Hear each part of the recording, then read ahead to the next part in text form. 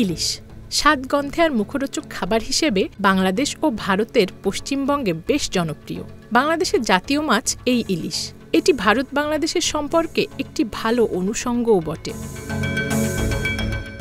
ভারতে গঙ্গা নদীর শাখা বাংলাদেশের পদ্মা। এই নদীতেই ধরা পড়ে বেশিরভাগ ইলিশ, বাকিটা আসে পশ্চিমবঙ্গের গঙ্গা থেকে। তবে বাংলাদেশি ইলিশই সবচেয়ে স্বাদের।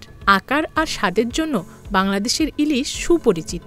বিশেষ করে হিন্দু সম্প্রদায়ের 5 দিনের উৎসব দুর্গাপূজার সময় ভারতে বাংলাদেশের ইলিশের ব্যাপক চাহিদা রয়েছে। পানি বণ্টন নিয়ে বিরোধের জেরে 2012 থেকে 2022 সাল পর্যন্ত ভারতে ইলিশ রপ্তানি বন্ধ করে দেয় বাংলাদেশ। এর প্রভাব পড়ে দুই দেশের কূটনৈতিক সম্পর্কেও।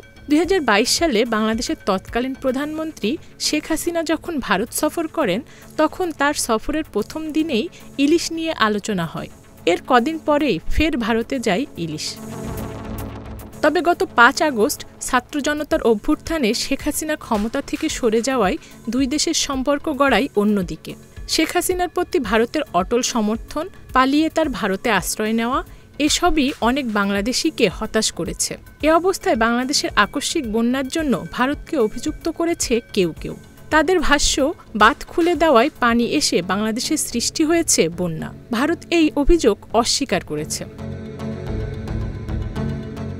ফিনান্সিয়াল টাইমসের তথ্য অনুসারে ভারতের প্রধানমন্ত্রী নরেন্দ্র মোদীর ঘনিষ্ঠ গৌতম আদানির মালিকানাধীন আদানি পাওয়ার বাংলাদেশের কাছে বকেয়া পাবে $500 মিলিয়ন, যা নিয়ে এরই মধ্যে চিঠি দিয়েছে আদানি পাওয়ার। এ অবস্থাতে গত 3 সেপ্টেম্বর একটি দৈনিকে প্রকাশিত প্রতিবেদন বলছে, অন্তর্বর্তীকালীন সরকারের মৎস্য ও প্রাণী সম্পদ মন্ত্রণালয়ের উপদেষ্টা ফরিদা আক্তার ইলিশ রপ্তানি নিষেধাজ্ঞা পুনর্বহাল করেছেন। তিনি সাংবাদিকদের বলেন, আমরা নিশ্চিত করব যেন এই দুর্গাপূজায় ভারতে ইলিশ রপ্তানি না করা হয়। পশ্চিমবঙ্গের রাজধানী কলকাতায় 1 কেজি ইলিশের দাম 2500 রুপিতে পৌঁছেছে এরই মধ্যে, যা স্বাভাবিকের চেয়ে প্রায় 35% বেশি। বাংলাদেশ থেকে ইলিশ না গেলে পূজা এগিয়ে আসার সঙ্গে সঙ্গে দাম আরও বাড়তে পারে বলে মনে করা হচ্ছে। ভারতের পশ্চিমবঙ্গ ছাড়াও ইলিশের আভ্যন্তরীণ উৎস রয়েছে। একটি হলো পার্শ্ববর্তী রাজ্য উড়িষ্যা, গুজরাটও আরেকটি উৎস।